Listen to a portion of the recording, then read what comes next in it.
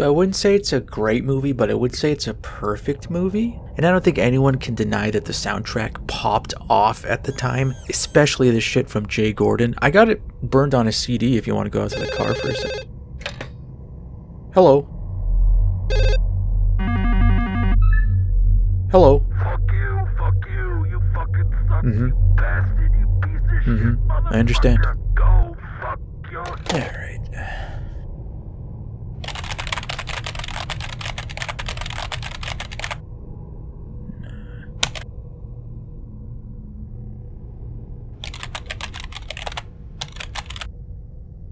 Well, I guess somebody could have played it. I'm sure somebody remembers it.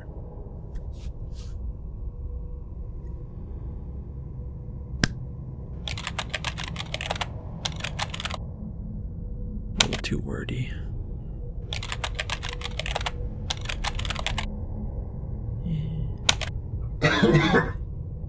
Sorry. That's alright.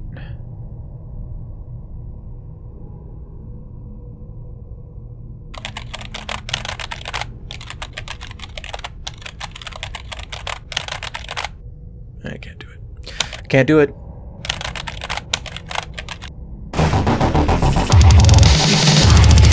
Dreams was not a dream.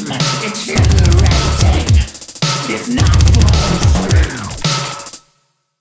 Fallout Tactics Brotherhood of Steel is an isometric, turn-based, and real-time tactical RPG and road trip with the boys simulator. It was developed by Australian studio Microforte and published by 14 Degrees East, the ill-fated strategy wing of Interplay, in 2001. The production of the game makes it sound like a miracle that it exists in any form at all, as it was met with setback after setback amidst a cruelly brief time frame. But for the sake of fleshing out the course of Fallout, I think it might be helpful to refresh what occurred between the production of Fallout 2 and Fallout Tactics. I don't think it would be a stretch to say that Bethesda's Fallout 3, however you feel about it, and for better or worse, brought the franchise out of its niche shadows and turned Fallout into a massively popular and profitable franchise. I mean, even if you loved Fallout 1 and 2 in the late 90s, it's not as though you could go to your local Target and find shirts with the Vault Boy on it, ceramic mugs shaped like Pip-Boys, Vault Tech Christmas sweaters, action figures of Brotherhood of Steel Paladins, Glowing One Furbies, and Fallout OST hit clips. Most of those things are real,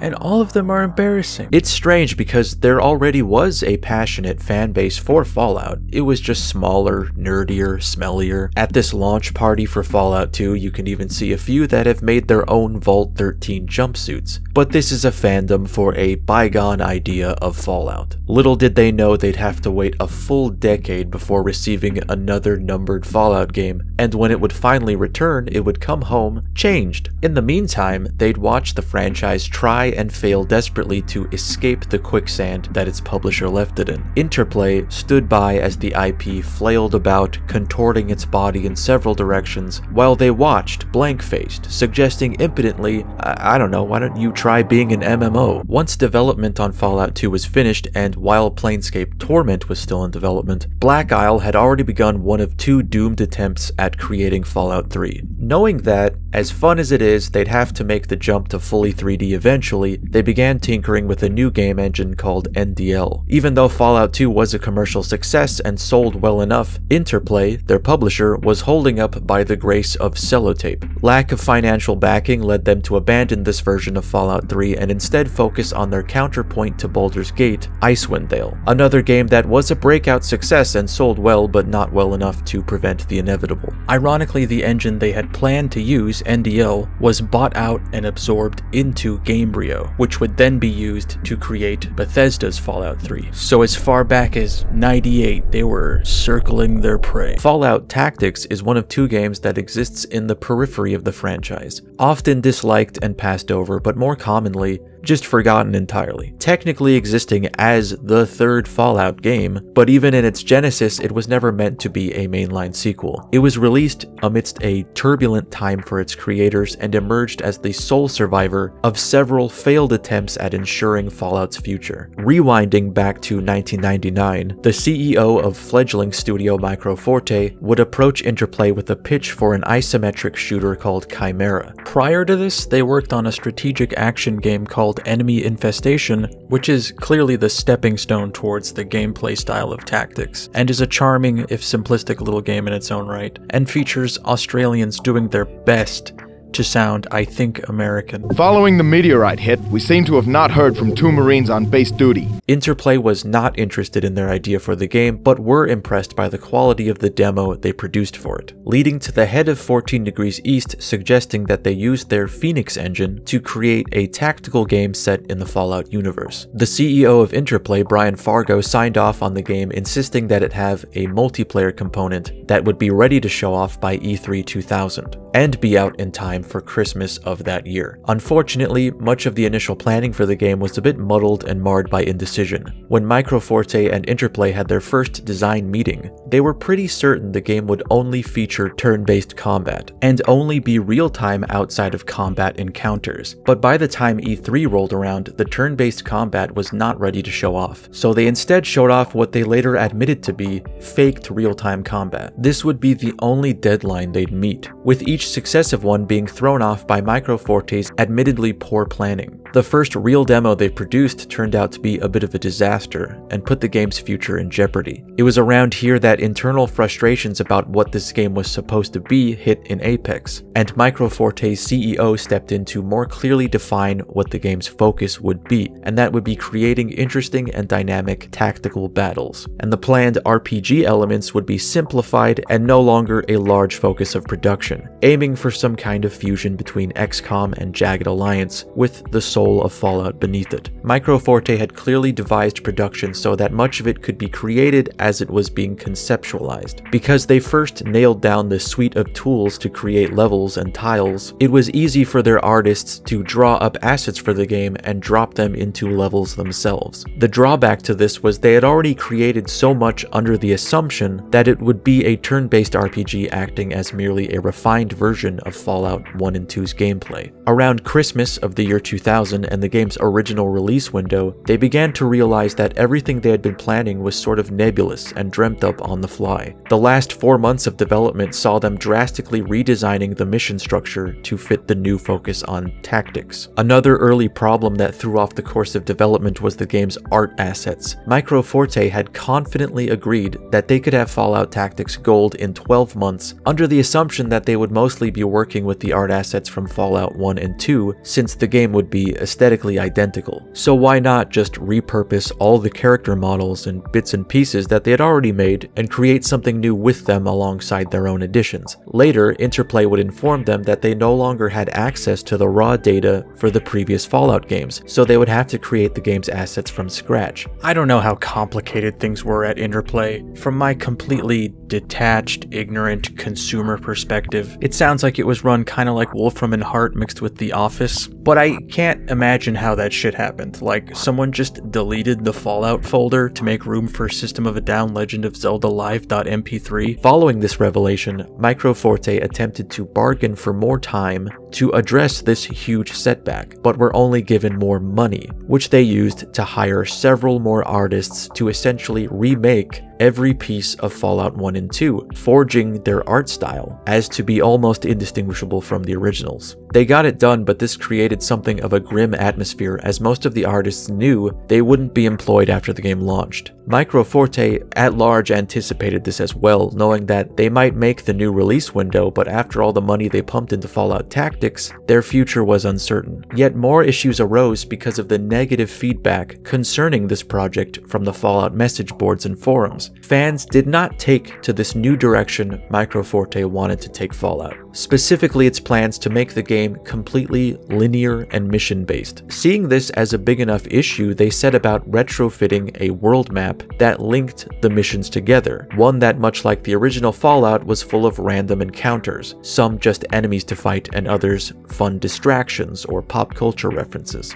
This last-minute decision to cave to fan demands is pretty emblematic of this entire game's journey. We started as a bunch of plucky Australians wanting to make a shooter, but instead they got handed the keys to a massively successful franchise with a Bible's worth of lore, and wound up a bunch of tired and broke Australians in a gamer sweatshop making a Fallout spin-off that was both being hate-bombed online and shoved out the door, and also knowing you wouldn't have a job afterwards. Maybe, fucking hopefully they got like a pizza party afterwards at least. Then bye-bye. Good luck in the sausage sizzle, you dog cunt. They'd later express regret that they didn't look at the original Fallout more critically, because Fallout Tactics repeats many of the same mistakes that Fallout made, keeping in things that realistically should have been updated, changed, or omitted, included essentially to maintain the idea of what many thought Fallout was supposed to be according to its fickle fanbase. As it got closer to release, the team was nearing crunch conditions to finish substantial portions of it. They also had trouble with QA testing as the game was so large and had so many variables it required several playthroughs in both turn-based and real-time to find issues. Even though they had addressed all the glaring game-breaking issues that cropped up, there were many smaller problems that they didn't notice until the game was already on store shelves. Producer Chris Taylor would later paint this period as the devs desperately trying to get a few more months to playtest, but Interplay essentially stonewalled them and insisted that the game be released as soon as possible. The revision process before the game was sent in to be mastered by Interplay apparently only lasted 4 days, whereas other RPGs would have weeks to months spent making sure there were no issues warranting a delay. On release, Fallout Tactics was reviewed well, with Computer Gaming World writing, "There's not a hardcore gamer alive who wouldn't enjoy this game. The engrossing atmosphere and length of gameplay mixed with replayability and multiplayer features puts Fallout Tactics right in the thick of Strategy Game of the Year contenders, an award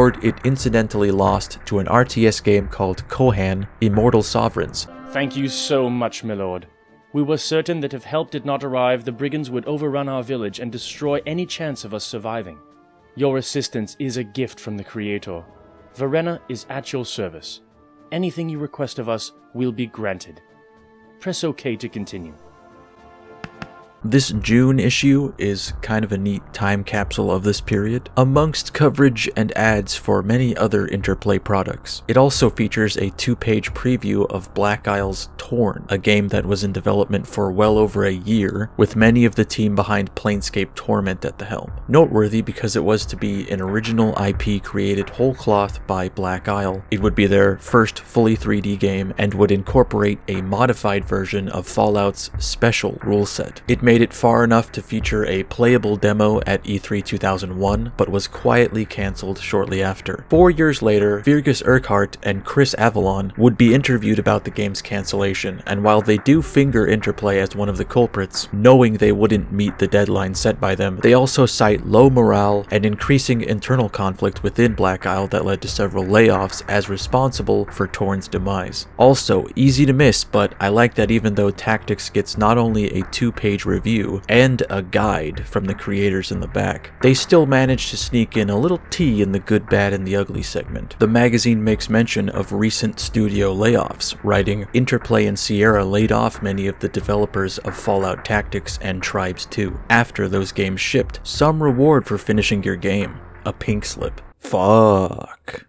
These guys killed Interplay. They're dead now. There was little in the way of fiercely critical reviews, but many that strongly imply that it doesn't meet the standard created by the other Fallout games. With Game Zone adding rather dramatically, it is a game that would not be put into one of its own vaults. It would be allowed to remain in the outside world and be nuked until its memory was nothing more than Fallout. And now, if you'll excuse me, I got a math class to fail. Shortly before the release of Fallout Tactics, work had begun on Fallout Tactics Brotherhood of Steel 2, not to be confused with Fallout Brotherhood of Steel 2, which was funnily enough also cancelled and used cannibalized bits of this cancelled game's plot. The primary objective would have been to stop a malfunctioning Gek, the terraforming MacGuffin from Fallout 2. At some point, one of these had become irradiated and began pumping out mutated wildlife and vegetation at an alarming rate, presumably when it became clear that the first game would not adequately alleviate Interplay's financial woes. This sequel was cancelled, joining Fallout Online and Chris Avalon up there in cancelled heaven. So what led me to want to create content concerning this game was that, despite knowing all of the problems that began honestly from the second Microforte walked into Interplay, this game's kind of important to me because it was my entry point into Fallout, a franchise that oh boy, I was gonna say love, but even the fact that I hesitated displays my complicated feelings about it. I love the Fallout universe, the themes, ideas, and design it encompasses. I think at some point the series kind of forgot what its core principles were, and now it's a totally different thing that walks around wearing Fallout's desiccated corpse, but still manages to be enjoyable in its own right. Just don't get too close to it, it'll bite you. I think I have across the board like the wrong take on every front when it comes to Fallout. I really like some of them, including some that many don't even like to acknowledge, and I'm not crazy about others that some seem to like a whole heck of a lot. In any case, this weird, divisive death knell to classic Fallout was my introduction to the Fallout world, and it left an enduring impression on me that for a long time made me perhaps needlessly defensive of it, when even its creators acknowledge it was rushed, mismanaged, and riddled with unresolved issues. This was probably also exacerbated when I, having enjoyed the game a great deal, sought out more information about the franchise, only to find that many had mostly angry or dismissive things to say about it, that it's not Fallout. Or even if they say it's good, they say it's good, but it's not Fallout. That it takes too many liberties and contradicts the canon. It leaves me in this awkward middle ground of the fandom where I can both maintain a chip on my shoulder about the franchise's treatment once it jumped to 3D, yet also find the pedantry about its lore and mechanics from fans of the original insufferable. Precisely the kind of muling that contributed to Fallout Tactics being the mess it is, even though much of its failings can be pinned on that most toxic relationship between developer and publisher. Its response still provides an early example of how gamers ruined gaming. Without recapping the entirety of what Fallout is in depth, because you probably have the basics already, in brief, the Fallout games take place in the distant future, though not our future, in a timeline that mirrors our own in many ways, but deviates heavily starting with the end of World War II. We took a series of different steps that led us to focus on different pursuits and ideologies, and importantly, different scientific and technological achievements, putting advanced, nuclear-powered devices like laser guns and robotic butlers in everyone's home. Despite these retro-futuristic amenities, the US seemed to stagnate, stuck in this bizarre, anachronistic, and idealized version of the 1950s well into the 2070s. They kinda made America great again, and then it was like, well, now what?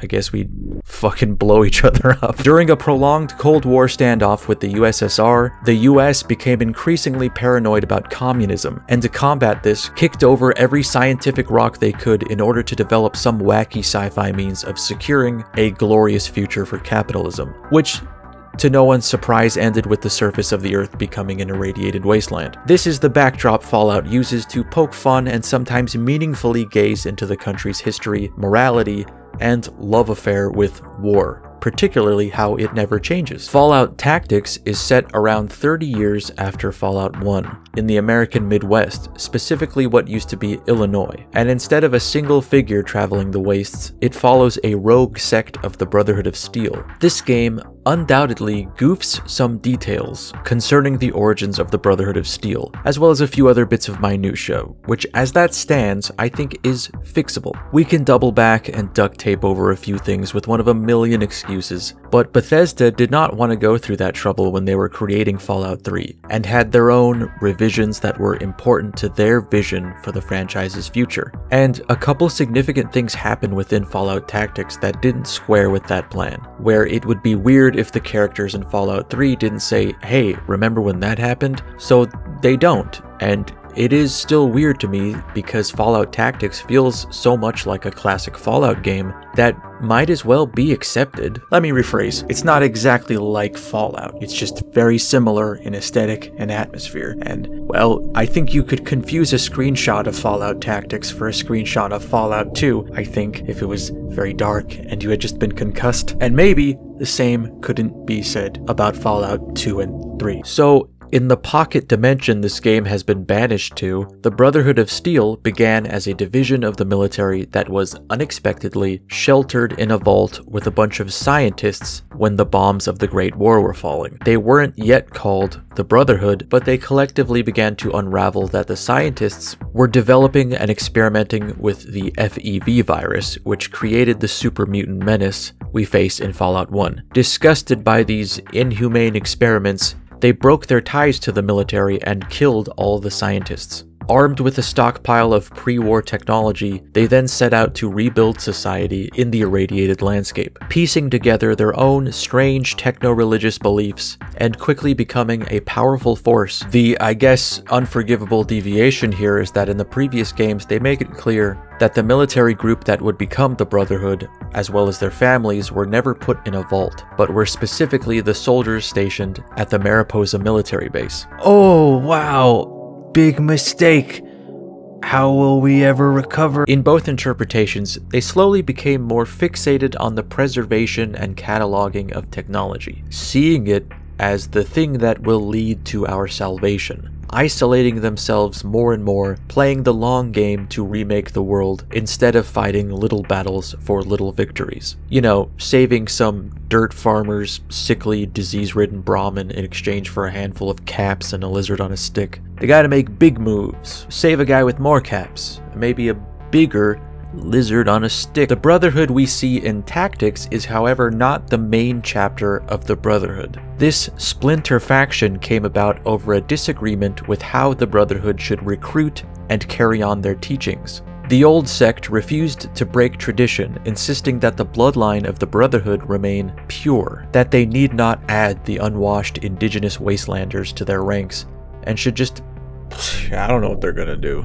Just download more babies. They put the idea to a vote, and the majority decided that they should keep the Brotherhood as an exclusive organization. The minority was perhaps in an act of punishment sent on a suicide mission to clean up the mess left in the wake of Fallout 1. The scattered super mutant forces had begun organizing once again, so this banished group was put in an experimental aircraft and shipped off to assess the threat and stop it. Unfortunately, dirigibles proved to be just as impractical in this fantasy world, and the ships are scattered and destroyed by a violent storm. The small group that survives crash lands in the outskirts of what used to be Chicago, cut off from the main Brotherhood chapter and left to fend for themselves. Without their influence, this new, woke sect would regain their ranks by allowing tribals and mutants and ghouls to join their ranks, quickly amassing an imposing roster. An adjustment you're gonna have to make to enjoy this game's plot is to accept that it is not the same format or caliber of storytelling and world building seen in Fallouts 1 and 2. It's a bit more linear, there aren't any dialogue options, and your character isn't really an important figure beyond leading a group of Brotherhood paladins that does significant things. So moment to moment, your character may as well not exist. The only way they really differ from your other characters is that if they die, then you get a game over. I guess I'm trying to sell this game like I would sell myself in a date scenario, as in just undersell, so that when you surpass even the lowest expectations, you're in, baby! Please keep the lights off. I don't want you to see me. No! Don't look at me! At the start of the game, you play as a fresh Brotherhood initiate, sent on their first mission under the command of General Barnaky, the leader of this chapter. He wants the Brotherhood to claim more territory around Chicago and build relations with the tribals that live there. But raiders have amassed in large numbers and regularly terrorize them, so you set out to protect the tribal leader and take out some of the raiders, working your way up the ranks so that they'll disperse and no longer have a foothold on this area. This seems like pretty stock Fallout business so far, but this is the first in a series of little, barely connected arcs that show your power and influence in Chicago growing. After removing the threat of the raiders, you've earned the trust of the tribals and have therefore opened up trading with them, and they send a few of their strongest to join the cause. This is also how your character is officially inducted into the Brotherhood. There is a main plot gently beating underneath your missions, but for a while it mostly seems like disconnected vignettes, another battle in the endless fight for the wasteland. The goal of this faction concerns another another idea that is a bit incongruous with the greater Fallout lore, and that is Vault Zero, which they lay out pretty immediately as where this story is headed in the opening cutscene. This now non-canonical vault was meant to be the central hub connecting all the vaults in the country via a mysterious and experimental computer system that was not completed before the surface was reduced to rubble. This is Microforte's explanation as to why all the vaults featured so far have just been isolated nightmare bunkers with no contact between each other. Without a completed Vault Zero, all the vaults were cut off from each other and left to fend for themselves, obviously a potential Library of Alexandria for a group that hoards scientific and technological secrets. As you complete missions, you'll pick up vague rumblings, documents, NPC dialogue concerning things to come, but for now, the Brotherhood will ship you and your squad out to stamp out various fires in the Midwest, like the Beast Lords, a group of weirdos that the Brotherhood thinks are telepathically controlling mutated animals, including Deathclaws, to attack their enemies. The Brotherhood sends you to defeat this enemy, but are clearly more intrigued by how they're managing to pull this off, and the idea of controlling a horde of Deathclaw seems pretty spicy, showing that not even the Brotherhood can resist a ludicrous sci-fi scheme that would grant them some fleeting measure of power. Hunting down their leaders reveals that the Beast Lords have developed the ability to speak with animals by living in a cave full of toxic slime for 20 years. Man, I've lived in toxic sludge for over 20 years, and all I got is mental illness and the ability to commune with machine. Isn't that right? No, I think he's updating or something. He's probably doing this just to embarrass me. But this seems to only work on lesser creatures. Deathclaw proved to be too intelligent to be controlled by them, so they resorted to kidnapping and caging a talking Deathclaw matriarch, and are just blackmailing it to get its young to do what they want. Which, again, the fact that it's a talking Deathclaw might not entirely make sense because those don't show up until Fallout 2, when the Enclave experimented on them, but that's okay. That's fine. Like, literally just make something up. Fucking, I don't know, one got loose while they were doing early tests, or it listened to Symphony No. 9 and was like, oh fuck, I can feel things? Grug? If you'd like to experience this game on your own without having the entire thing spoiled for you, feel free to skip to this time and only hear my thoughts on the story in a generalized sense. I trust you'll make the right decision and play Fallout Tactics Brotherhood of Steel to completion, and then return to this video. That really does sound like the most likely scenario to me. You'll do that, won't you? So has there been any, like, ghosts or anything around lately? That is what I built you to detect, but I feel like you've been kind of quiet lately. Scanning. I wasn't saying initiate a scan. Canceling scan. I was just trying to have a conversation, I guess. Submit query. I don't know. What kind of music do you like? Uploading Spotify playlist. Alright, let's go. Pull it up. I'm handing you the aux, so to speak.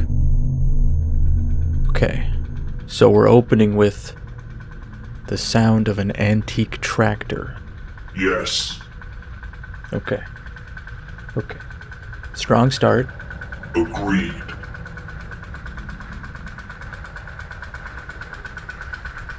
Eventually, the Brotherhood finally faces the enemy it was sent to the Midwest to deal with in the first place. The remnants of the super mutant threat still prove to be a formidable enemy, and the Brotherhood loses a lot of its ranks. You're sent to the St. Louis area as backup to help out a division called Talon Squad, as well as General Barnaky on the front line. But when you arrive, Talon is essentially wiped out, and Barnaky is taken prisoner by the second-in-command of this loose-knit super mutant army. Seeing as this dummy is the closest thing to a recurring character so far, you kind of feel his loss. While the super mutants remain an enemy for the duration of the game, you can gain some of them as followers. This is the result of a mission to destroy what the Brotherhood assumed to be a munitions factory, but is revealed to be a laboratory where the super mutants are working to find a method of curing their sterility. After the Master was destroyed in Fallout 1, not all of them banded together to remain an army. Some of them just wanted to live something approximating as normal a life as you could have in the wasteland. Nothing is learned about the whereabouts of General Barnaky though. In the next mission, the Brotherhood once again acts out of their own self-interest under the guise of compassion, and helps protect a cult of ghouls that worship nuclear power from repeated attacks by super mutants. This cult has in their possession an unused nuclear warhead as a religious idol, which could prove useful for the Brotherhood, and will also get this group of ghouls to join their fight by offering to protect it. And hey, I'm not gonna say it, but I will say it could be one of many reasons why Bethesda wanted this game forgotten, because they were like, fuck, that's kind of a cool idea. But I'm not gonna say that. I refused. For this ancient weapon of war is our salvation. This is one of the more straightforward missions that acts almost like a tower defense level, where you just get attacked by waves of enemies, and then at the end you dust your hands off and get back on the road. But dialogue within the game files seemed to suggest that this cult was originally supposed to be led by a ghoul named Harold, who shows up in both Fallout 1 and 2, which would have been both a cute callback to the other games and would have made this whole segment a lot more interesting. You'd even get a glimpse into their weird prophecies and beliefs, but all that remains in-game is that sometimes other acolytes will say, "Any see Harold lately?" Which might just be a way to memorialize a dead plotline, but I wouldn't be surprised if it was something they just forgot to delete, because it contains either a typo or just bizarre syntax. Like all the other guys talk rather eloquently about, you know, dumping chemicals in their pants. Along the way, the super mutant attacks have been relentless, so much so that Barnaky's replacement, Decker, begins to suspect that they are being fed information about their tactics. This turns out to be right on the money. They are able to track down where the super mutant leader dwells, and the squad arrives to find him on the brink of death. In his confused ramblings, he mentions that they lost Barnaky. They had meant to bring him back to their base, but were met by a force much stronger than them, and he was taken. In his half-dead state, he mistook you for their leader, Gamoran, which turns out to be not only a human, but a former Brotherhood paladin, who mid-battle attempts to get you to see reason, to understand his motives, despite them being kinda unclear, begging you to see the severity of the undead enemy. And you know, it really did give me pause. It made me wonder, whose side was I on, really? And are we so different from our...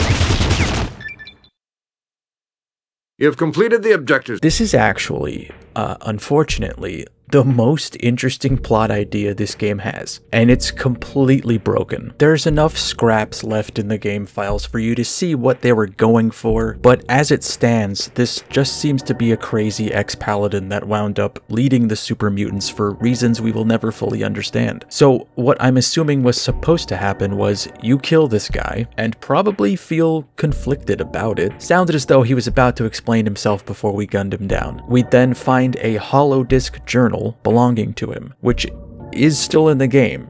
It's right. It's right. It's fucking. Yeah, it's right here. I guess wherever place in between reality that highlights here is. That's where it is. You can pick it up and look at it, but you can't listen to it. This does seem to trigger new dialogue when you finish the mission. Decker tells you that you found the journal of Paladin Latham, the former identity of Gamoran. He was on one of the airships that the rest of the Brotherhood had assumed was lost completely. And that's it. He's dead. We're gonna have a funeral for him in the garage later. In the game files, though, you can find the unimplemented holodisk dialogue that would have played after you defeated him. And it's not only a great performance, it completely fucks with the morality of this mission and most of the Brotherhood's actions throughout the game. It also makes Latham / Gamoran a far more compelling villain. After his airship crashed, his squad was taken prisoner by super mutants. Not wanting to die a slave to his enemy, he challenged their leader, also named Gamoran, to a duel, hand-to-hand combat to the death. A fight that, even to his surprise, ended with him as the victor. With Gamoran dead, the other super mutants respected him enough to just follow his lead from there on out. He was quite literally just made the new Gamoran. Unfortunately, the Herculean task of defeating a super mutant with his bare hands also left him with severe brain damage that slowly began to affect his judgment and grip on reality, having fits of anger, hallucinations. This morning, I thought I was attacked by a deathclaw. Too far from my SMG, I lashed out with my ripper, slashing the beast's throat. My vision cleared in time to see Nathan the scribe's eyes go cloudy. His neck in ruin, his blood covering my hands. In a really intriguing choice, part of this journal is also devoted to his observations of the super mutants. He describes them as intelligent and far more capable of kindness and compassion than he was taught by the Brotherhood. While considered stupid by many, they show a loyalty stronger than I've seen in many humans. They live life the only way they know how. These dudes we've been killing the whole time are actually kinda chill when you humanize them for a goddamn second. As Latham's condition worsened, he was eventually confronted by a squad of Brotherhood paladins, though ones that no longer resembled the Brotherhood he knew. These fellas, flying his former colors, start gunning down super mutants. And he finally snaps, seeing the Brotherhood as inhuman for their treatment of his new green buddies. I finally know who I am. I am Gamoran, sworn enemy of the menace from the west. After this initial fight, he became aware of a new threat that even the super mutants had no chance of surviving. So it's likely in his final moments there, he was trying to explain that they needed to work together, but the Brotherhood wasn't really interested in hearing him out. If you ain't human, I had enough of human. If you're green, you've got time to clean. This really does seem like, the sort of thesis statement of the entire game, really. The end game for its almost there theme of systemic racism, and it's just not in its place. Because the Brotherhood of Steel, at least this flavor of them, are cops, right? They provide this veneer of protection, safety, but really they just serve the interest of capital, money, tech, power. The whole business is rotten at its foundations. They are trained to be a hateful, insular little cult. Nobody trusts them or likes them all that much either. For no real reason, you can interact with this guy who tells you about his sister falling in love with a reformed raider. She did the impossible. She fixed a smelly boy. But the Brotherhood threw both of them in a labor camp where she was mistreated, abused, and worked to death, all for consorting with raider scum. Look, this place is bad enough with these robots. Last thing we need is you Brotherhood bullies moving in. Why don't you take your big brother tyranny somewhere else? You can say, hey, I'm gonna be one of the good ones. I'm gonna save the super mutant pacifists. And then Decker informs you that they've confiscated their research as a bargaining chip. You can save the ghouls, but then they steal their sacred nuke. You can save the Deathclaw, but then I don't know what you do with those. I think that genuinely might have been my bad. You just can't win. Abolish the Brotherhood? Defund the Brotherhood? People are saying this. I don't know. Either way, absent.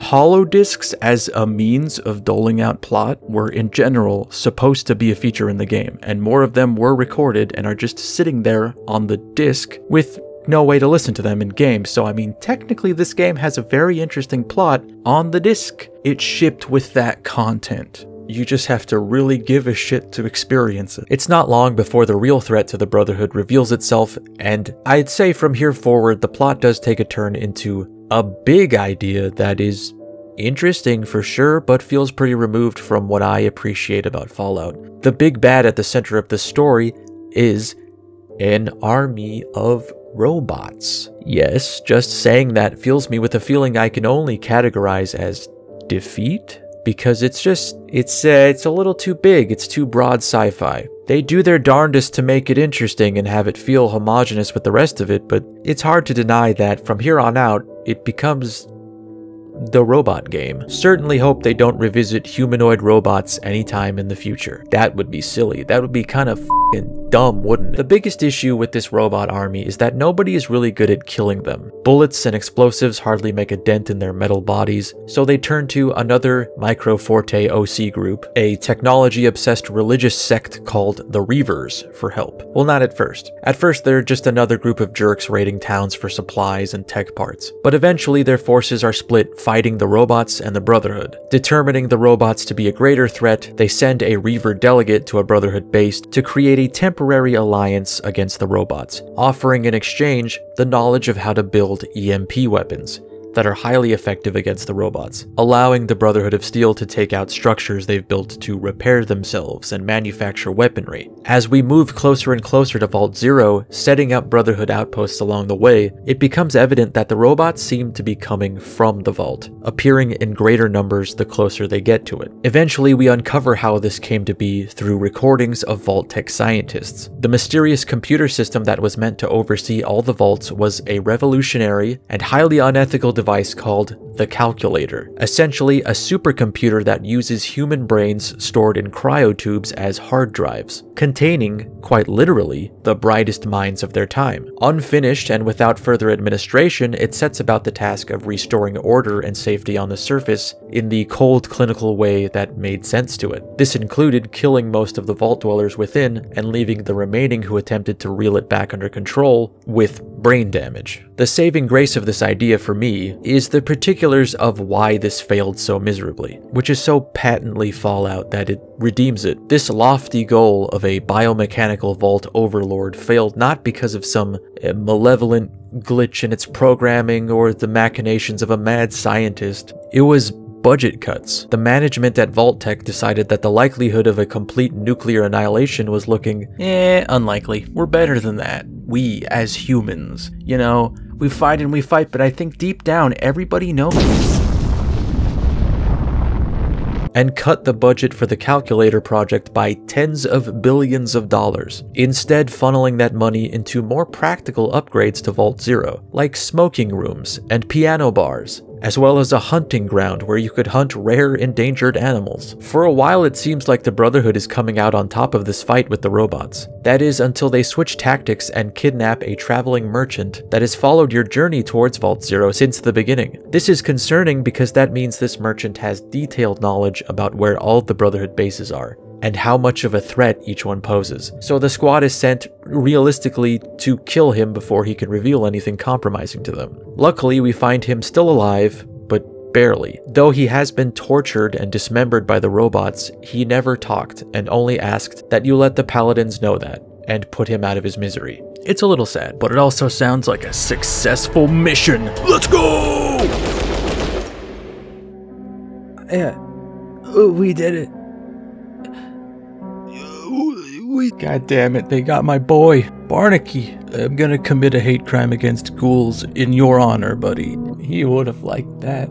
He was such an asshole. Thinking it's time to make one all-or-nothing assault on the Calculator before we give the robots enough time to regroup, the Brotherhood formulates a plan. While the rest of their forces stay and protect their nearest bunker, the player's squad will transport the nuclear warhead they collected earlier and promised to protect to the front door of Vault Zero and detonate it, seeing this as their best shot at penetrating a vault door designed to withstand exactly such a scenario. Thankfully, this works, and the squad is able to enter and make their way to the Calculator's domain. But before that, they are confronted by what has become of General Barnaky. His brain has been made to power a large robot body that is programmed to protect the Calculator at all costs. You could engage in a fight with him and defeat him, but if by chance you took his locket off his lobotomized corpse and held onto it until this confrontation, he'll seem to come to his senses. The memory of his wife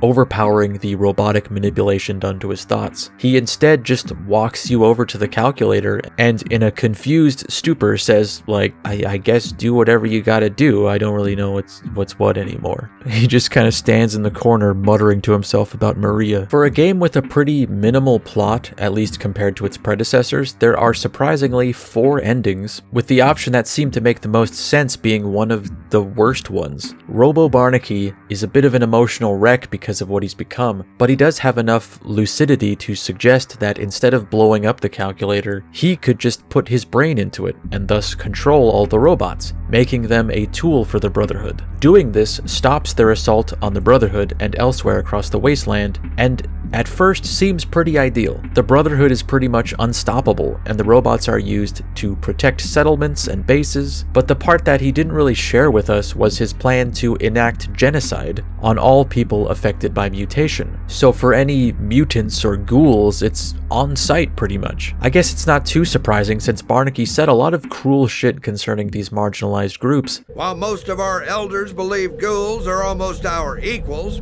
I do not agree. Yeah, well, guess what? Now you're like 95% robot, okay? So I don't see you as an equal. I'm sorry. I was just saying.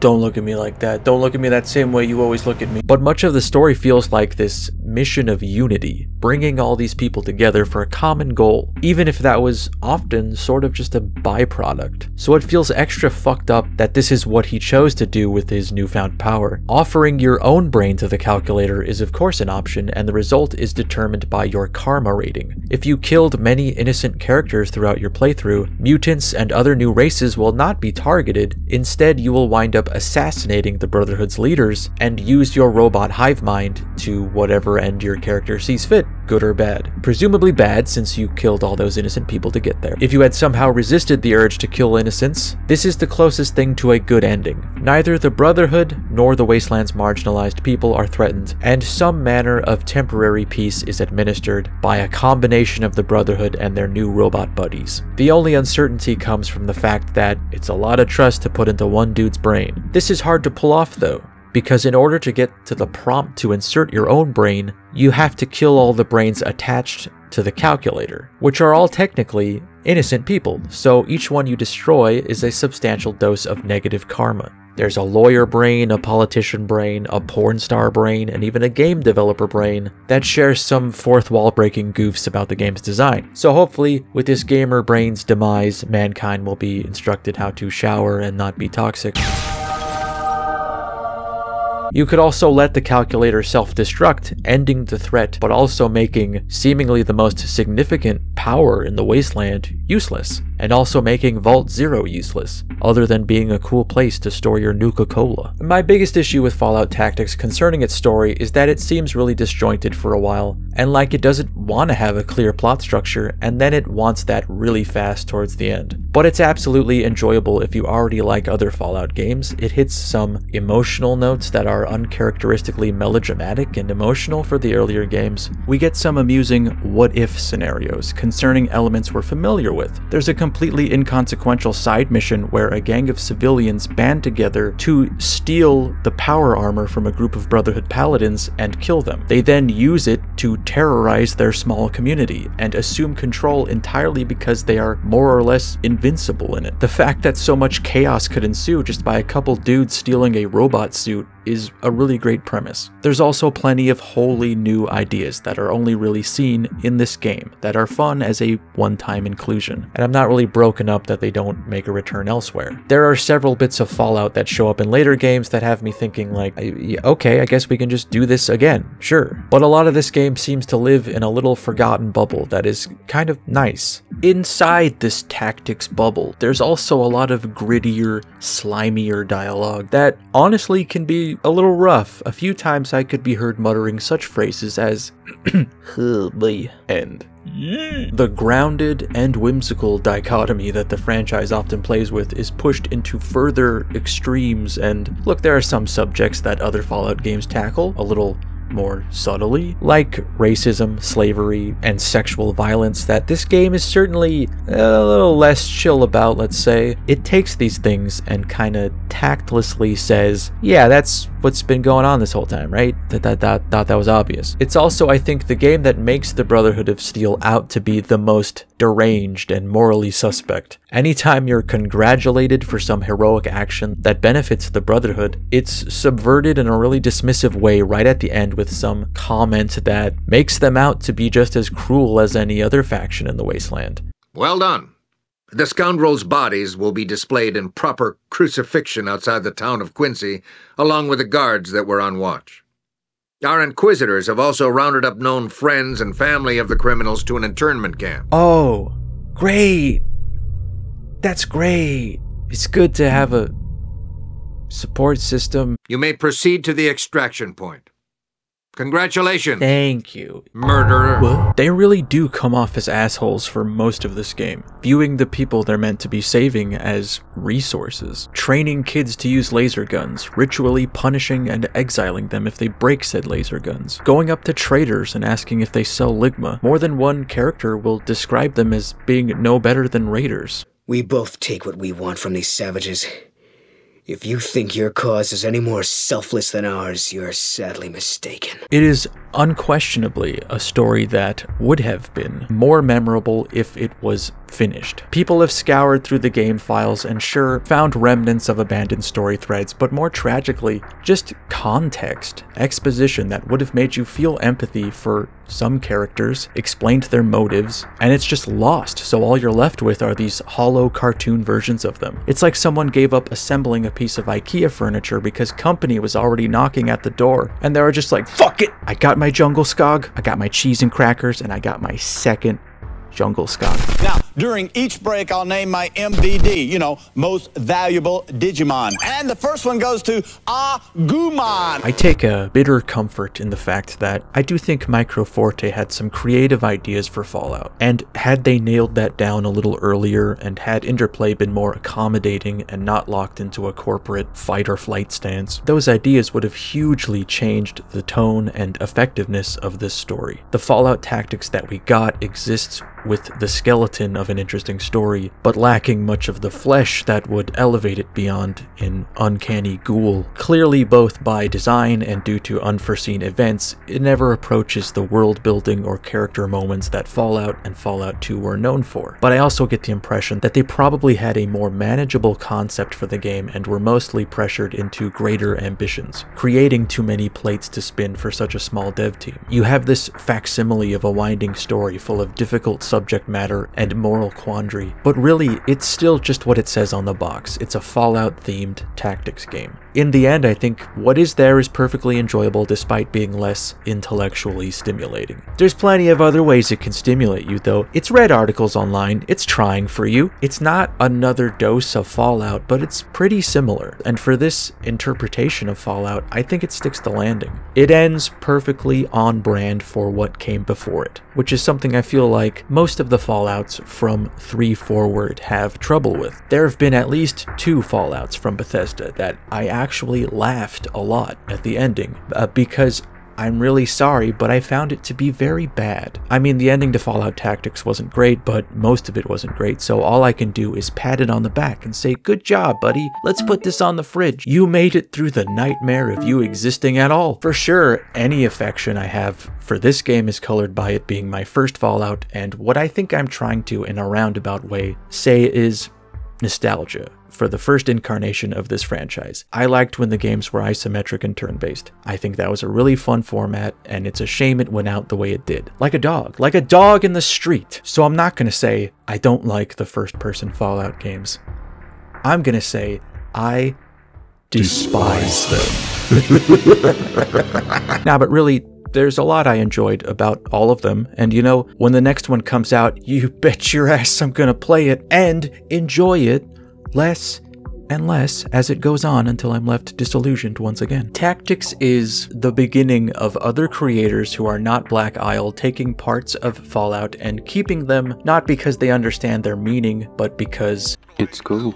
It's frustrating at times, but that's the thing, I gotta hand it to all Fallouts, it certainly is pretty cool. Along with that, what has helped maintain my appreciation for this game is it might not wholly understand the property, but it knows enough to throw ideas at it. Some of them interesting, and many of them, I want to say, harmless. Yeah, I guess you could do that. Just try not to get it on the furniture. It's such an obsessive nerd metaphor. Like Fallout Tactics is a bull in a china shop. Just sit still! Don't touch anything! Also, the isometric games were often pretty funny. Even this one had time to set up some classic nihilistic Fallout goofs. One moment that got me pretty good was during a rescue mission of sorts. You can find a super mutant locked up in a cell, and if you free him, he launches into this inspiring speech about taking the fight to the enemy, getting revenge for this injustice. Yeah, let's get them! Let's give these motherfuckers a war! I don't think the first-person Fallouts are all that funny, but a large part of that, in my opinion, is that it's battling to express a complicated thing through its game engine. An engine that often produces funnier moments simply by breaking every 5 minutes, as opposed to their genuine attempts at being witty or sardonic. But to be fair, Tactics has a number of edgy, smelly boy lines that kind of just happen to you. My ass has seen more rubber than a dead rat in the middle of Route 66. Yeah, hi, my name is... In keeping with the barrier to entry that Fallouts 1 and 2 held, Fallout Tactics changes up the format and creates new off-putting things to keep you from taking the plunge and seeing one of these games through to the end. With a new focus on tactical combat, Chris Taylor wanted to amend a common complaint for the previous games: companions, and more specifically, your inability to control them or get them to stop either shooting you or getting shot by you. Right from the start here, I'll tell you, they don't really accomplish that. That will be a persistent challenge in itself, but you have options that will help you mitigate that and new features to play around with to fine-tune your experience. Much like the game's plot, there is a lot about Fallout Tactics'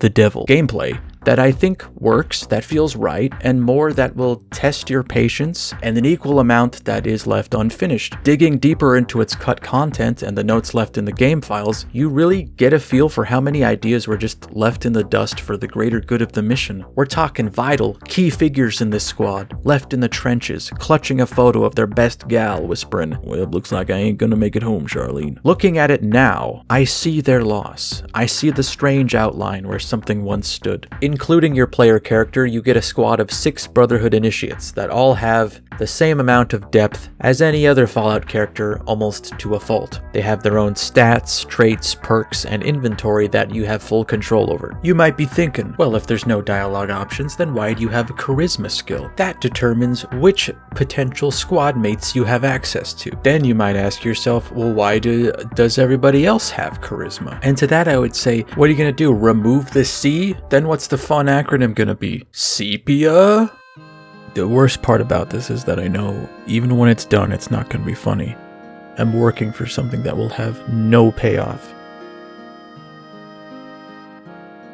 I forgot about the L. Fuck that.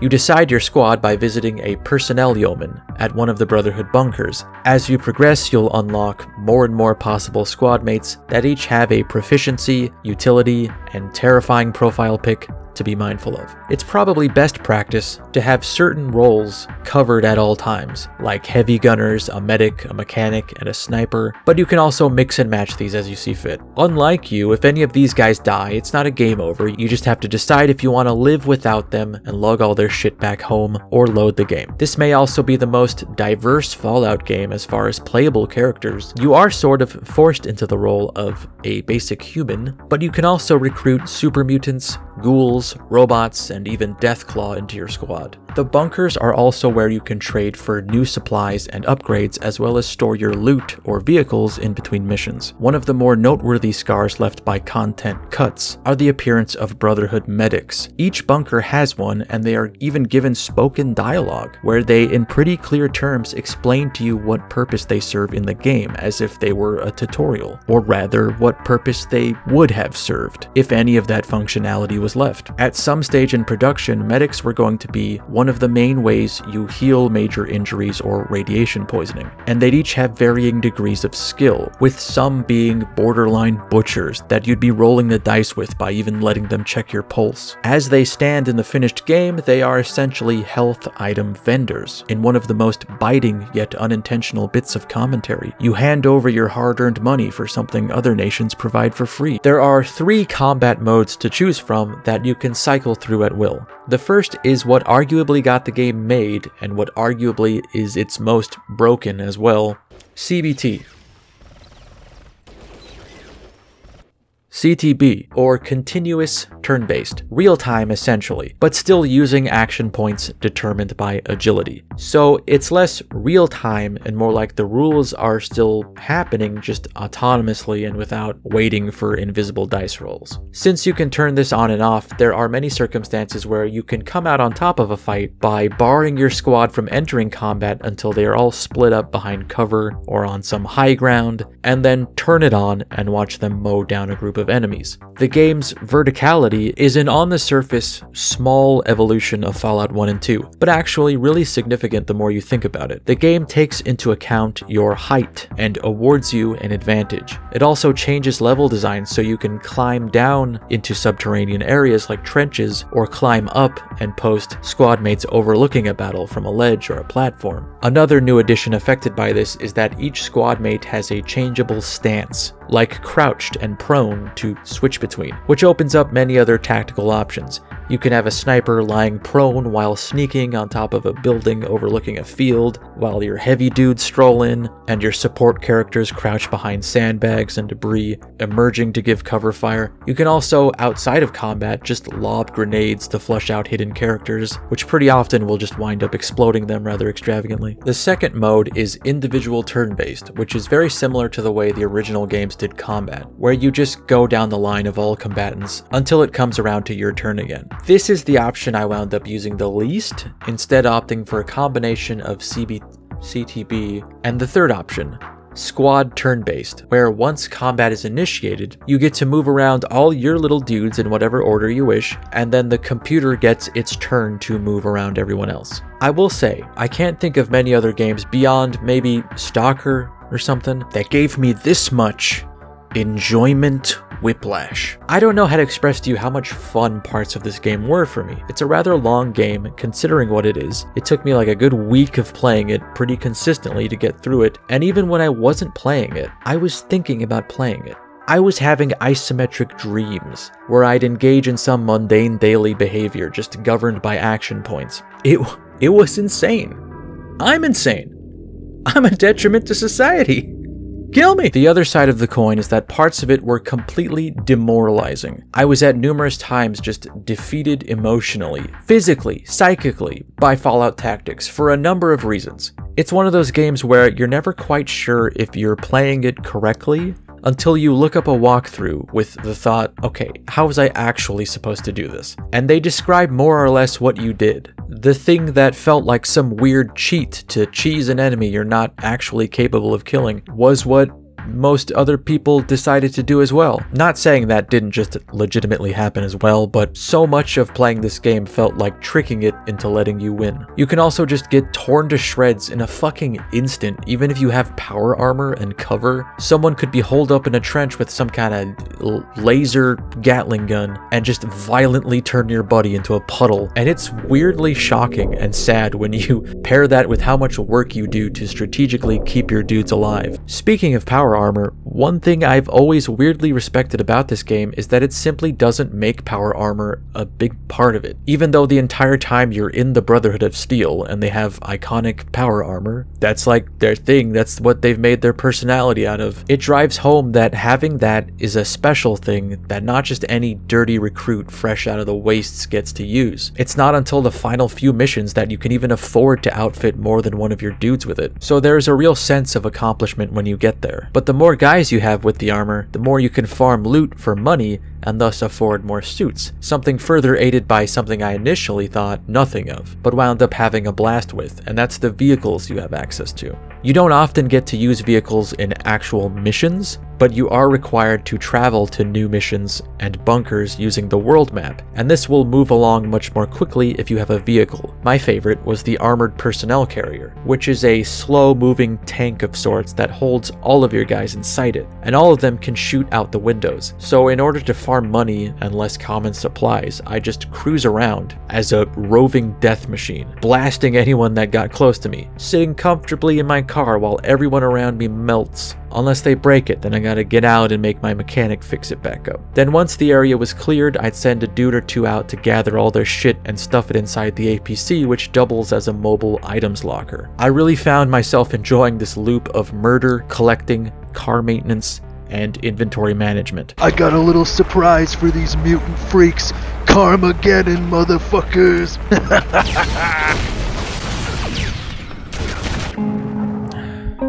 Yeah, that's me. Always getting into something. But you gotta know when to hold them. And, well, I never quite remembered the other part of that. Anyway, I guess you're probably wondering how. Even if you have been exposed to excessive fallout, You may eat and drink just as you normally would. There are a few places I imagine you weren't meant to bring your vehicle, like this trench combat level, that I did anyway because I'm quirky like that. I would also just run over my dudes, mostly on purpose, because, you know, something to do out there. Since Microforte did cave to some Fallout fan demands, there is some fun stuff to discover by just exploring all corners of the world map. These appropriately include a bunch of wacky joke scenes and pop culture references, including references to other Interplay games. You can find Mort, your floating skull companion from Planescape, wandering around cursing the name of someone that sent him through a portal there. You can also kill him. You can find some gamers talking in era-appropriate lead speak, and you can also kill them. What about a traveling Nuka-Cola salesman that you can shoot? Bro, did you kill all these people yourself? What the fuck? I don't like this. The vibe's off. There is plenty of time spent outside of combat, and even though it is a problem in combat, outside of combat, you'll more frequently have to deal with one of the game's biggest annoyances, your squad's pathfinding. I can't remember a moment of this game where my dudes were just doing exactly what I wanted them to do. Standing in a decent formation that didn't result in them shooting each other, successfully climbing stairs or a ladder, or just not taking a bizarre meandering walk over to the spot a yard from where they were standing before. It can feel pretty gratifying nailing an enemy with a critical hit, especially in turn-based where you can actually comprehend what's happening. But sometimes I would get annoyed that if your squad is split up, as they might reasonably be, especially on one of the levels where you have to defend a base with several entrances, the camera will quickly whip away from what you're doing to go to the next person before your action is even done sometimes. So every now and then I wouldn't even get to see the destruction I've wrought. Welcome to Earth! Wait, where are you going? Ow! I missed it. Why did I say welcome to Earth? There's a lot that could have been done to tighten up some basic mechanics, but as I understand it, it was notoriously difficult to QA test for. And it still feels like it needed that. It doesn't feel like the game it could have been by any means, and more so the game they had when the data ship arrived. I still think there's a lot of fun to be had in it, and some great ideas that advance the originals. It also feels like a really logical progression of power. You start out with cheap leather armor and old world guns, which in itself is sorta unseen in other Fallout games. Even in Bethesda's Fallout games, they have fun inventing an arsenal that mixes future designs and homemade duct tape and nails type weaponry, while many of the starting weapons and tactics are just real guns that I think realistically, you know, wouldn't have gone anywhere. Sure, they might be a bit scuffed and rusty, but you can still kill people with them. Then as you rise in the ranks, you start getting access to heavier weapons and armor as well as sniper rifles, and the game feels so drastically different with these resources. Of course, the difficulty also steadily increases, so unless you really follow a specific grind to the end, you never really feel over-prepared or unstoppable. You could equip one of your dudes with power armor and a minigun, but you're also gonna burn through ammo for that really fast, so should you use all your carry weight to hold more ammo, or a backup weapon that you'll likely find more ammo for? And what if you're up against enemies that aren't as affected by traditional ammo? There's a lot to consider and manage that I honestly had a blast with. Some of this is by design, and some of it is busy work created by game design missteps that the devs have owned up to.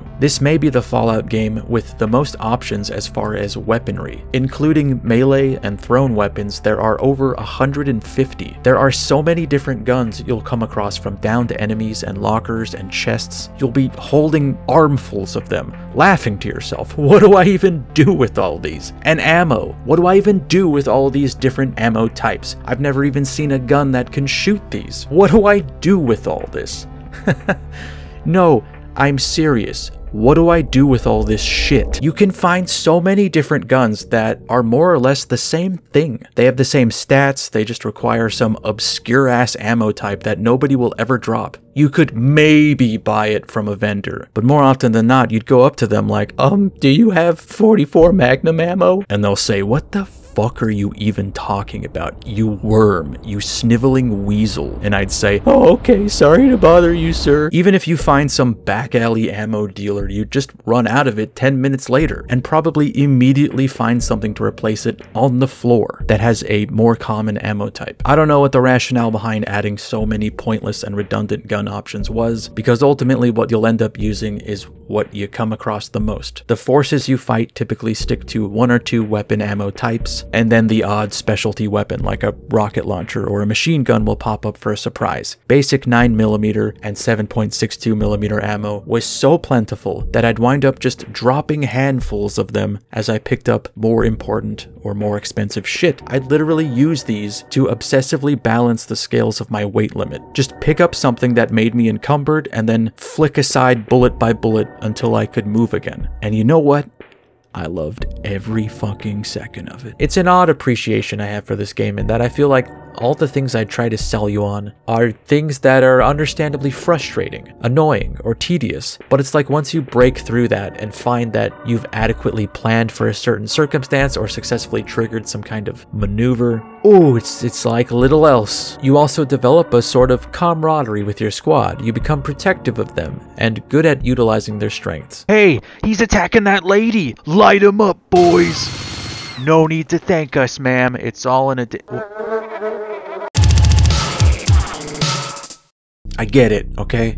I know you're angry with me. I know you hate looking at this game optimized for widescreen. Honestly, I'm not crazy about it either. You think I want to strain my eyes? Flip my Coke bottle glasses up and down trying to make sense of what all these little critters are doing on my screen? Well, I can't turn back time. Actually, I think I installed a patch and forgot that I did because the Steam version wasn't recording properly. Either way, just picture this game like zoomed in. I know you can't do that for me, but I want you to try anyway. As someone that already adored isometric games with pre-rendered environments, this game is a non-stop delight to look at. It takes the aesthetic of Fallout 1 and upscales it, making the assets not only more clear but more varied and plentiful. Even with some desert or snow areas clearly tiled a little cheaply, there is so much detail and care put into what populates them. They even threw in a little dig at that process through graffiti. And when you walk under certain obstructions, you can watch them grow for some reason. I feel like we could have found a more elegant solution for that, like they become faintly transparent, like in Diablo or something, but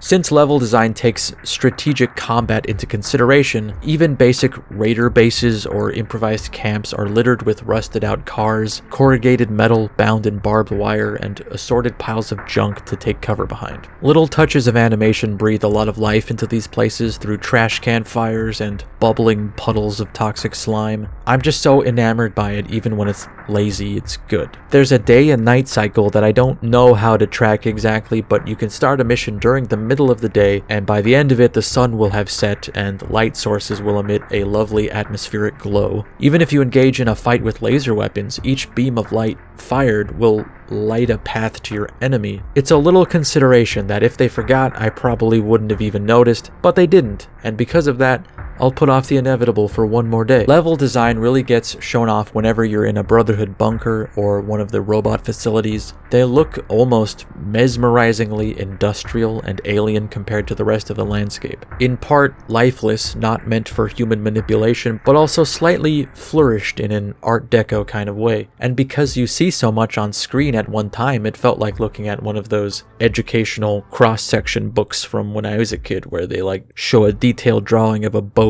or a castle or some shit and cut it in half so you can see all the inner workings. But you're a bunch of little dudes running around in it. Little guys that can die in horrifying ways. That's definitely one thing that stayed with me from the first time playing it until now. Maybe it's this sorta detached bird's eye view of everyone, but your little guys get fucked up. And it's really gnarly. Well, so do all the dudes you kill. The death animations are extravagant, and there's a variety of them, depending on what kind of weapon you're using. You can snipe dudes, making them twirl around with an intense arterial spray, making an arc of blood around them, or straight split them in half with a hail of machine gun fire, blow them up into little bits, melt them with plasma weapons. It's amazing. I mean, it's horrific. It's vile. My little guys, my little dudes, just getting squished like ants.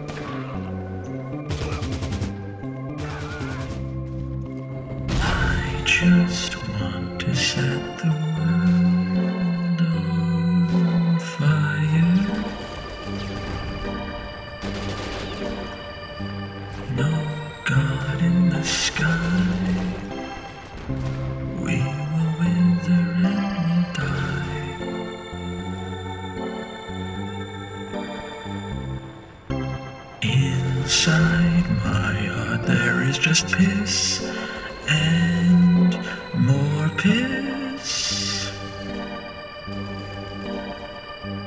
I guess you could say my heart is made of piss. So fucking stupid. Until they make you kill dogs, of course, because they saw fit to make that every bit as unpleasantly rendered. One point of contention with OG Fallout fans was the liberties taken with creating variation among models, specifically with models like the super mutants. For whatever reason, Microforte thought a good way to differentiate them from each other would be to give them vibrantly colored accents, which looks a little odd, but it is such a small infraction among other pressing things that I couldn't be bothered to give a shit. The real concern is the lack of rats, and speaking of which, that's right, it's the rat roundup. If you're a fan of rats and are looking for something to fill the rat-shaped hole in your life, to slake your thirst for rat content in a video game, well, Fallout Tactics might not be the best place to look. There isn't much in the way of classic rats, scurrying around doing their thing while you adventure, squeaking and such, transferring slices of pizza to their subterranean lair. What we do get is the occasional random encounter with big enemy mutant rats that don't quite look rat enough to positively affect their score on the rat roundup. However, in the rat roundup, we treat all rats equally, and therefore I award Fallout Tactics my highest rat roundup rating. Good! Voice acting is all mostly very good. Professionally done by recognizable voice actors you've definitely heard in other games. And the odd stunt casting. Look, I don't want to die. Get this fucking rig off me! Do it, Grunts! You guys are expendable, I'm senior! There just isn't much of it, mostly due to the fact that the game had to be shipped worldwide on day one, so the script had to be locked down pretty early so it could be translated. This unfortunately minimized the use of voice acting and left a number of inconsistencies with it, as well as typos. Like most Fallout games, Ron Perlman returns as the narrator and is also given a lot more to narrate than usual, as each arc of the game gets its own little cutscene introduction featuring him and some animatics. But the other notable roles include Arlie Ermey as General Barnaky, a guy who you've probably seen or heard in some piece of media, likely as a military guy of some sort. Anything from Full Metal Jacket to Toy Story to any number of commercials. He has since passed on, but I'm sure he's looking up at us and not remembering doing this job at all.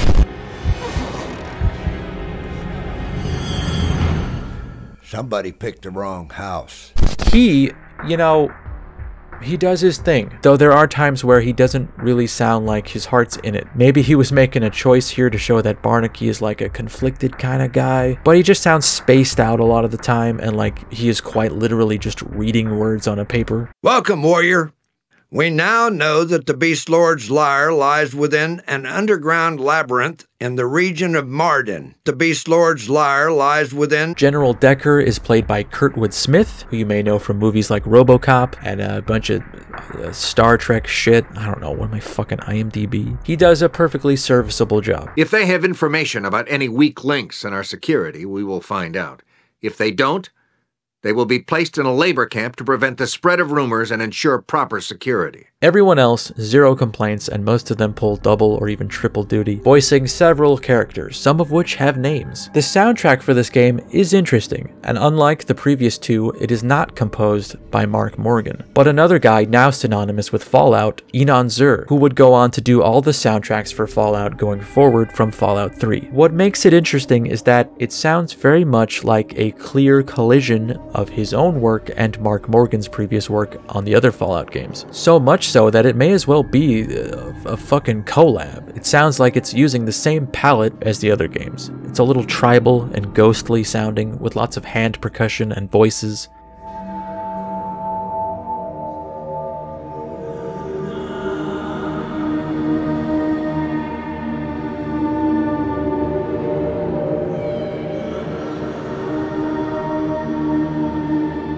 This is mostly during the explorative moments outside of combat, but since this is a game centered around combat, you're more likely to hear another set of tracks infused with a little more energy and cinematic flair. This really shines in tracks like the ones used during the Super Mutant levels. It's got this grander sound to it with brass and a bit of electric guitar.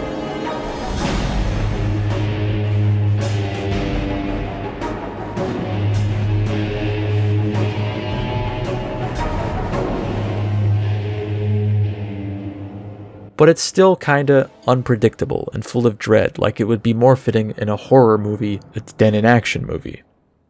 Game.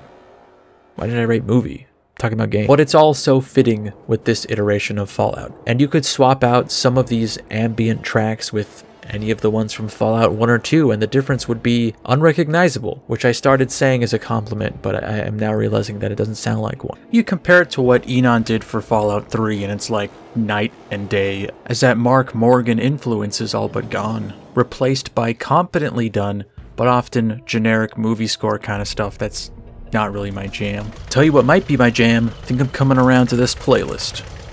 This is my favorite part. Yeah, I guess I can see why.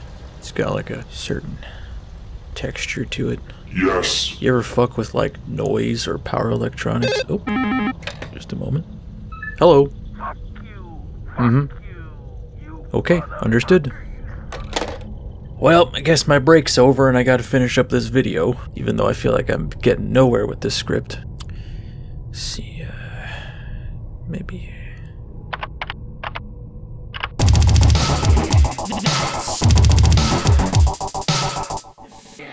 I feel like you've learned a lot of sort of intimate personal details about me in the making of this video. My preferences in a Fallout game, and it's like I have the equivalent of foot stuff or something. In any case, I think Fallout Tactics has received a lot of misplaced hatred or disregard. Assuming there would be many others that shared my feelings on this, I came across a lot of really dismissive language around the game, repeating that joke you're likely to see in other fandoms, where they say something like, and Fallout Tactics doesn't exist, or and we don't talk about Fallout Tactics. But I feel like it deserves to be talked about a little bit more so than there still being bad reviews of the game. It's more common that people seem to just parrot that it's the worst or one of the worst, without really playing it, just kind of trusting like, yeah, it looks like it's probably the worst, I guess it is. Does it fuck up the Fallout lore? Yeah, a little bit, but so do other Fallout games. Is its gameplay a little janky? Yeah, a little bit, but so are other Fallout games. Bethesda games, famously not janky. Okay, its heart is in the right place, and it works overtime and likely through crunch to make a worthy entry into a legendary franchise, and even address a few things it thought the series could improve on. Of course, many other issues developed to replace them due to Interplay's insistence that they get anything on the shelf as soon as possible in order to toss a glass of water onto their burning house. Inconsistencies and little goofs aside, it feels like more of a genuine Fallout adventure to me than some of the numbered sequels. A lot of what it adds to the lore is a little uninspired, but it clearly understands most of the building blocks, the important notes to hit, and in my opinion, it hits them. In an identical speech I could give about the first two Fallouts, there is a learning curve to get past, and if you're not accustomed to this type of game or just older games, it could understandably just be one of those things where your eyes glaze over and you desperately pine for something with recognizable mechanics, something colorful with big button prompts on screen to placate the baby that you are. I'm joking! I'm telling a joke. Based on true events. I'm just saying it's not as scary and unapproachable as it may come off, and there are a bunch of ways to ease yourself into its gameplay. You can, at will, change the difficulty and combat settings. You can even save scum if you want to, and I know you want to. These are all things that I think it's just universally understood you should do. It's practically part of the basic gameplay. I was mostly playing it in squad turn-based until I felt confident enough in my dudes to mostly play in continuous turn-based. In certain cases, I would just turn all my dudes to aggressive and just immediately gun down anything that popped up from behind cover, and it's a pretty good feeling. Then you can switch back only when you feel like a threat could overwhelm your guys. I also don't think you need some extensive knowledge of RTS games or anything. I'm not at all a tactics guy, by any stretch, which may explain why I enjoyed this game. If you're gonna play this, don't play XCOM. Don't know anything about tactics games. Strike that from your memory.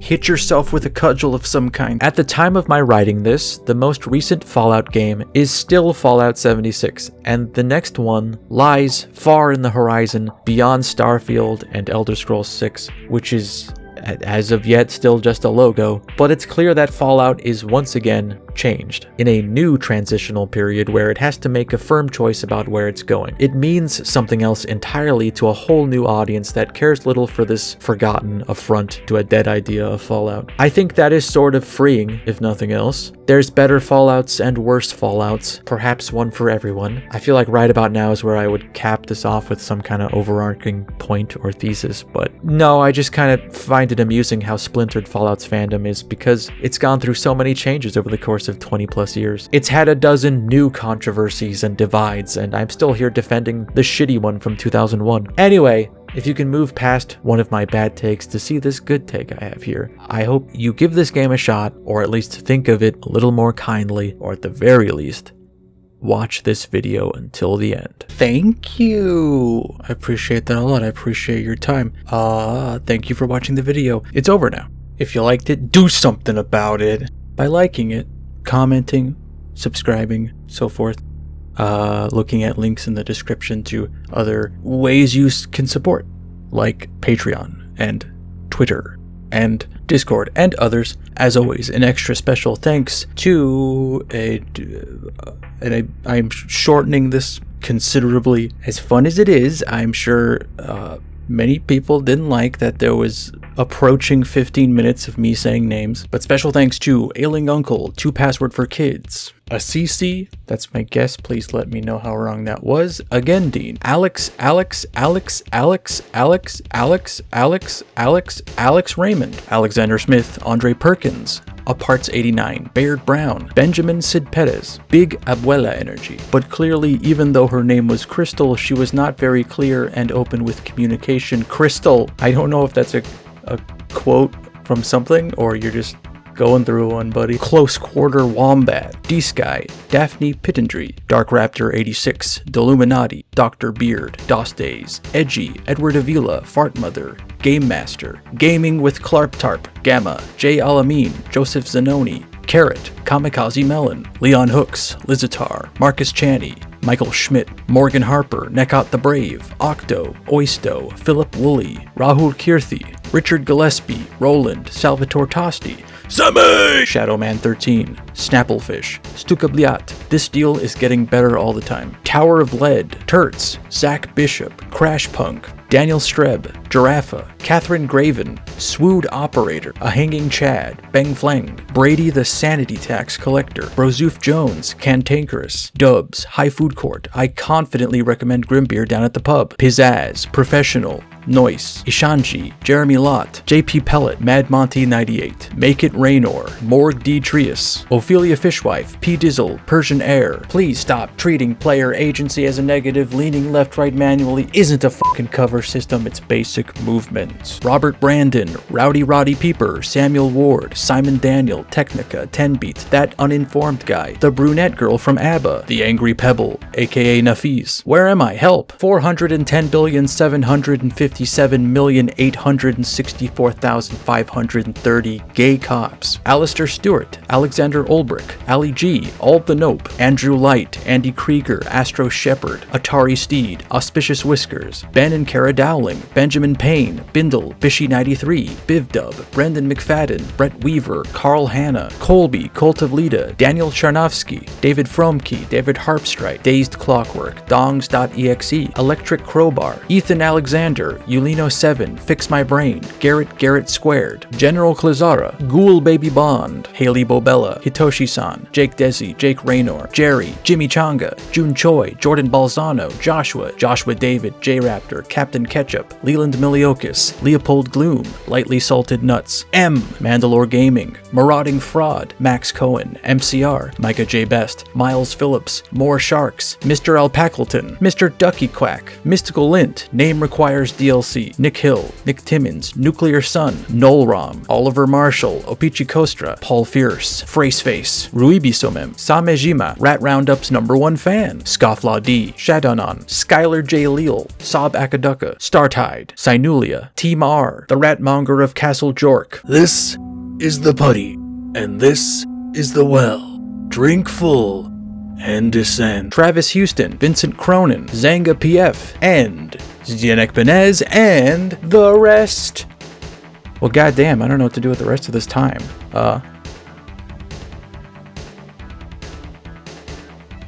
Wait, I have prior obligations. I changed my Patreon tier so that Grim would have to read my name in the credits. Well, there you go. Don't get you... Oh, fuck. Gotta say another supernatural quote. Random supernatural quote, random character. Did you do that? Oh, he'll be fine. Workers' comp and all that. A fucking only reason to watch that show from season 10 forward. Best character, best character! I guess I could just wrap up over your names. Once again, thank you for watching the video. Hope it was okay. Hope it didn't, you know, like ruin your day or anything. Hope it wasn't an obstacle you had to get through and it was just like a entertainment thing that you could watch when you get off work or something. Thank you for participating in both the Patreon and Discord poll thing that I do every now and then. Because of that, I have to do a video on the game. I don't have to. I'm grateful. I get to do a video on the game Messiah, so that's what'll be next, and I'm only saying that out loud because it's like the pact has been made, so I can't really back out of it. A challenge. I kept trying to say it by like syllable by syllable, but I feel like I could only get through it if I sprinted. Liha per nasa salatiko. Hope you're doing well. I'll see you in the next one. I might do some little business in between that video, some side content for you, but I'm starting on that right away. Thank you. Have a nice night.